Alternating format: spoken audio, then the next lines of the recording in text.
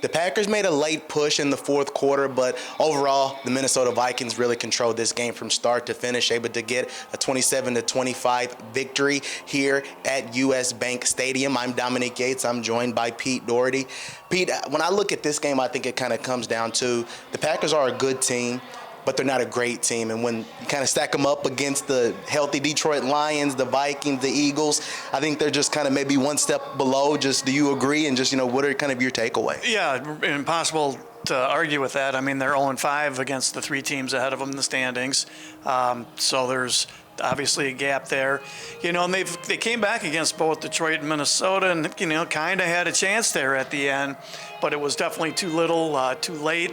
And the big problem is, I've got to look up the numbers, but their first half scores in all four of those losses to the Lions and Vikings, it's so lopsided. They were down by 3 scores, I think, today going into the second half.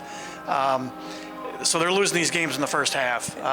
And the quarterback didn't play particularly. He didn't turn it over, but he didn't play well. O'Connell coached a better game than Matt LaFleur did. And that's why the Packers lost. I think this stands out to me. After 3 quarters, Jordan Love had 64 passing yards. Sam Darnold had 312. What do you make of just the passing game in this performance? And, what did just the Packers team and the coaches kind of make of that? Yeah, Darnold looked more sure of himself, more poised. Love didn't. Love missed a couple throws. Once they got in prevent defense, he did move the ball up and down the field, but that's against, a defense that's, playing the clock and not playing the opponent.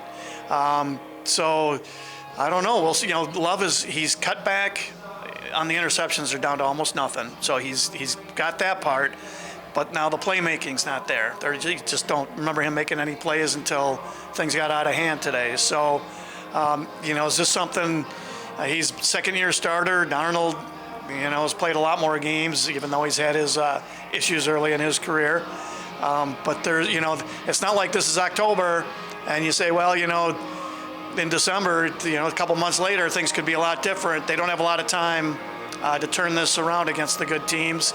And, they got the Bears next week, and then the playoffs, they're going to have a good team. So they're going to play. So, we'll find out then. But we haven't seen anything so far to suggest that this is a team that is going to be capable of making a deep run in the playoffs. Yeah, and far as the Packers defensively, they had to fill in some pieces even during the game. Zane Anderson goes out with a concussion. You had to move Javon Bullard around, and Bullard admit he didn't even know if he was going to be able to play in this game on Sunday. But overall, I think the only guy that was worthy of any type of praise for their performance was Edgerrin Cooper. What did you see just defensively from this team, and I guess what is next for them to try to, pick things up, and what were some of the players telling you in the locker room? Well, Edgerrin Cooper's a star in the making. This is the first game he played. I think he played every defensive snap that I noticed, where before he was playing 60%, and he made a difference, man. He must have had 4 plays, tackles for loss, put some pressure on. They got something there. And actually, I know they gave up 27 points, which isn't great, but the defense was fine. If they don't fall, they just, the offense put them in such a bad spot that they finally just cracked.